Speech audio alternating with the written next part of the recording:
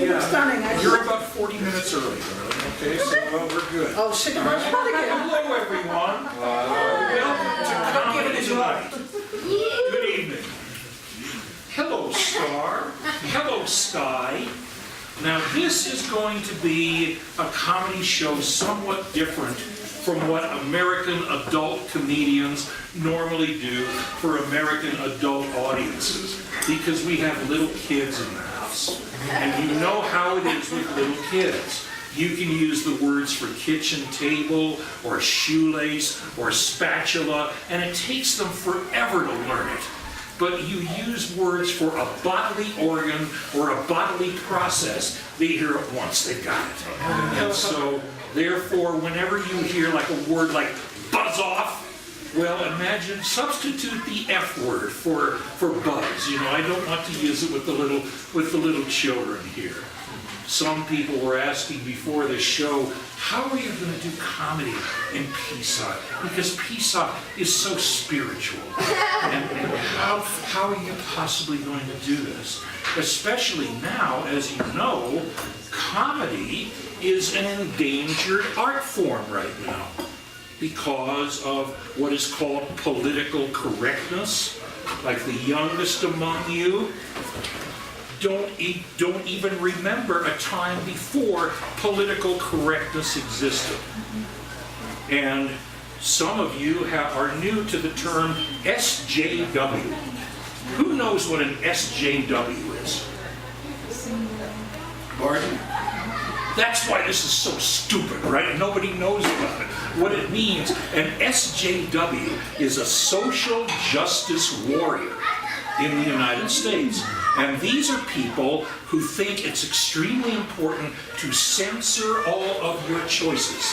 Because if you want to do comedy about somebody who is gay, or somebody who is black, or somebody who is Jewish, or somebody who is Muslim, or somebody who is something else, there's going to be someone in the audience who is fucking offended.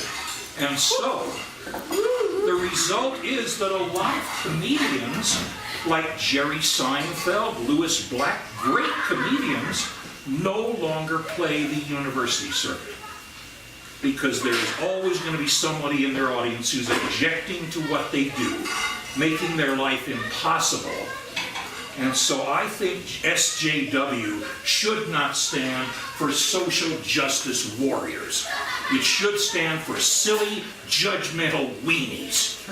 But we have the entitlement to engage in truthful storytelling so that we are not compelled to say that someone is rectally challenged when he is in fact a son of a bitch or an asshole or something like that.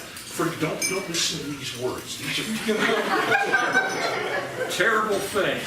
So to any of you who feel offended by comedy directed at some kind of religious belief or some nationality or something like that, buzz off and die.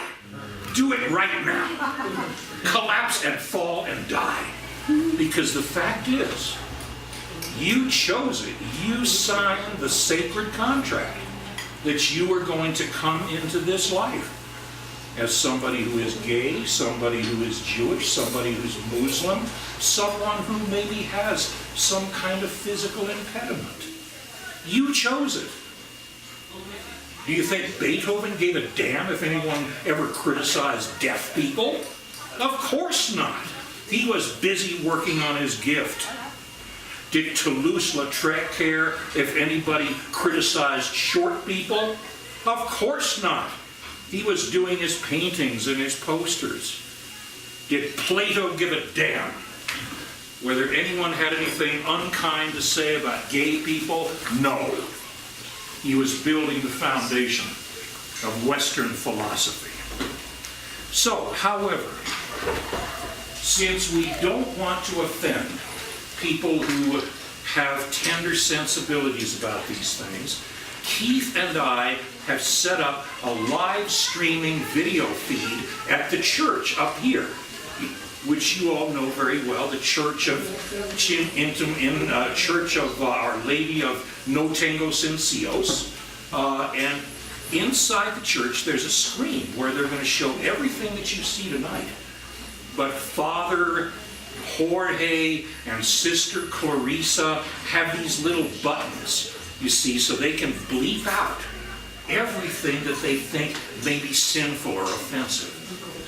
And so that's why pretty much we're going to be seeing and doing the same things, except the people in the church are hearing Father Mulcahy and Sister Margaret walk into Moylan's Bar next to the St. Howard Hotel in New York. And Father Mulcahy says, "Oh, sister, I would really like to bleep you. And it's been so long since we bleeped each other." And she is saying, "I know, Father, I was wondering if I had done something to offend you, because we haven't bleeped each other for so long. I'm not sure if I even remember how to do it."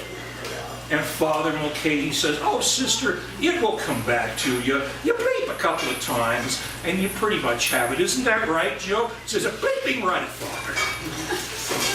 Now, what the people have actually said, "Sister, I'd really like to visit your second grade class. I haven't visited your class in so long. And I was wondering, Father, what happened if I'd offended you, because we haven't visited each other in class for so long," and so on and so on. So the people in the church are thinking the priest and the nun are going to spend the night in the hotel. And they're in the bar in order to get into the mood. But the people in here know it's perfectly innocent. So the deal with censorship is it encourages the imaginations of dirty-minded people. And so this is an open mic evening.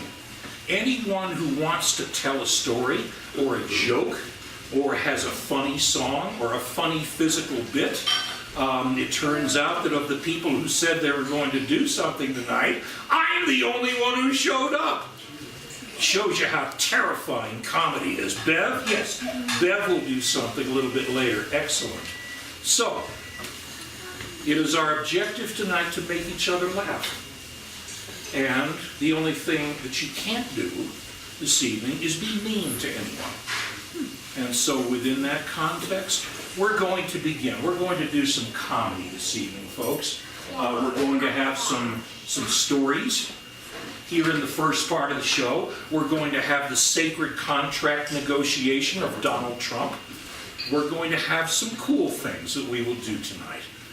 And so we begin. As you can see, I have the moon on my jacket.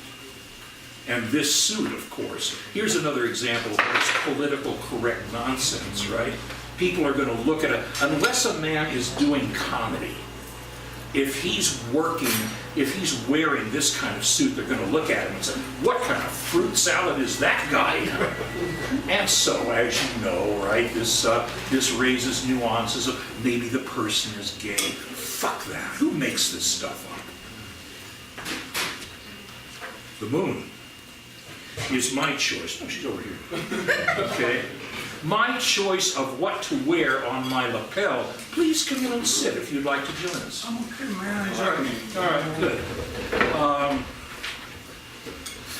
You see, normally when people are wearing something in this part of their jacket, they're going to have the flag of some country, or there's a cross, or a crescent, or some other thing, the logo of a sports team. This naturally brings us to baseball.